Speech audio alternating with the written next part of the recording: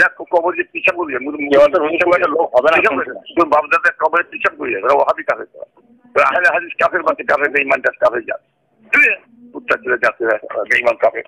খিস্তি বাবাকে নিয়ে, খিস্তি বাবা, হ্যাঁ আপনারা জানেন আইএসএফ পার্টির মুখপাত্র হিসেবে আমরা একজনকে চিনতাম। তিনি পীর বলে দাবি করে, যিনি পীর ভাতা নেওয়ার জন্য আবেদন করেছিলেন সরকারের কাছ থেকে। তানার মুখের ভাষা কত সুন্দর, কত মধুর্য, সেটা আপনাদের দেখাবো। একজন আইএসএফ পার্টির মুখপাত্র হিসেবে মাঝে মাঝে বিভিন্ন চ্যানেলে তার মুখ দেখতে পাই, তানার মুখ দেখতে পাই। তিনি ঠিক গুছিয়ে ভালো কথা বলতেও পারে না, তারপরেও তিনি চ্যানেলে মুখ দেখে কথা বলেন। তো সেরকম একজন খিস্তি বাবা, তানার কাছে কোনো একটা জলসার বিষয়ে কেউ একজন দাউদ করেছিল। সেই জলসায় আল্লামা আব্দুল কাইয়ুম সাহেব দাউদ ছিল।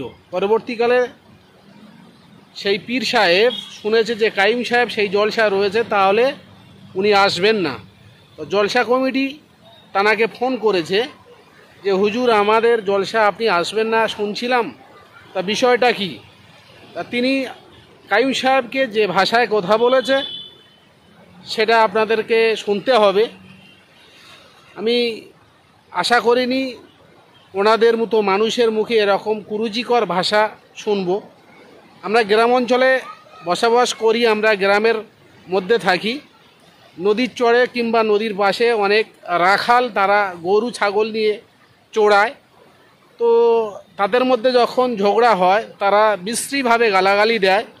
তো গ্রামের ভাষা যারা খুব গালাগালি করে তাদেরকে রাখাল বলে। তো আপনারা তাদের এই পীর সাহেবের গালাগালিটা শুনুন, আপনারা কি বলবেন সেটা আপনাদের ব্যাপার, কারণ আমি বলতে চাই না। উনি যথেষ্ট ভদ্রভাবে কথাবার্তাগুলো বলেন। শুধু কষ্ট হয়, বাংলার মানুষ এখন পর্যন্ত এদেরকে পীর বলে পীরের আসনে বসিয়ে রেখেছে, এখন পর্যন্ত এদেরকে সম্মান করে। এরা জলসা মজলিসে গিয়ে মানুষের জন্য হেদায়েতের দোয়া চায়, কারণ তিনি একজন সম্মানীয় মানুষ। তো যাদের মুখের ভাষা এরকম কুরুচিকর, এরকম ভাষা, তাদের দোয়া আল্লাহ কবুল করবে কিনা সেটা আল্লাহই ভালো জানে। যাই হোক, কথা না বাড়িয়ে আব্দুল কাইয়ুম সাহেব এবং মাতিন সাহেব, তাদের সম্পর্কে যে বাজে মন্তব্য, যে বাজেভাবে গালাগালি করেছে, সেটা আমি আপনাদেরকে বলবো না। কি বলেছে তিনি আপনারা সরাসরি তানার মুখতে শুনে নেন। আপনারা শুনতে থাকুন সেই ভিডিওটি।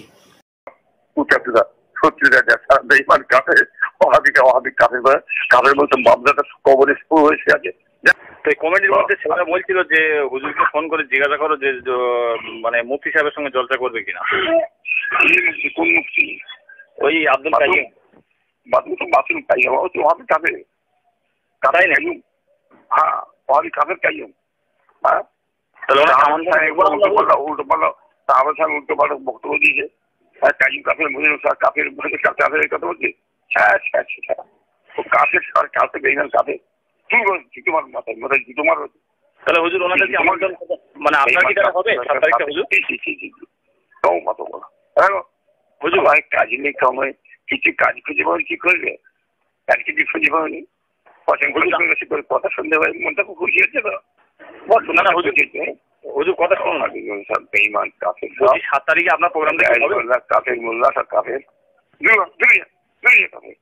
The person you are speaking with. হুজুর আপনি লাইনটা কেটে দিলেন কেন হুজুর? কে বলছো? বলছি কাইম সাহেবের সবাই লক্ষ লক্ষ লোক হয়েছে, সবচেয়ে বড় ওয়াহাবি কাফের, সবচেয়ে বড় ওয়াহাবি কাফের। ঠিক আছে, কিন্তু কাইম সাহেব তোর বাপ দাদা ওয়াহাবি কাফের কবরে শহর হয়েছে আছে। আব্দুল ওহাব নাজির মতবাদ মানুষরা তোর ওয়াহাবি কাফের, আহলে হাদিস কাফের তোরা। না না, আমি আহলে হাদিস নয়। বেঈমান কুত্তার জাত করে যাতা, তারা সোর বংশ, কুকুর বংশ, বেঈমান কাফের ছাড়া, বাপের ঠিক নেই, মায়ের ঠিক নেই, তারা আহলে হাদিস কাফের বাচ্চা, কাফের বেঈমান কাফের।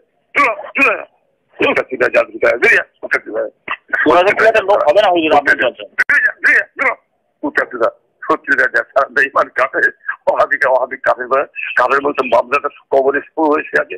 যা কবর যে পিছাব করি লোক হবে না তোর বাপদাদা কবরে পিছাব করি ওরা ওহাবি কাফের আহলে হাদিস কাফের বাচ্চা কাফের বেঈমান কাফের যা তুই উত্তর দিলে যাচ্ছে বেঈমান কাফের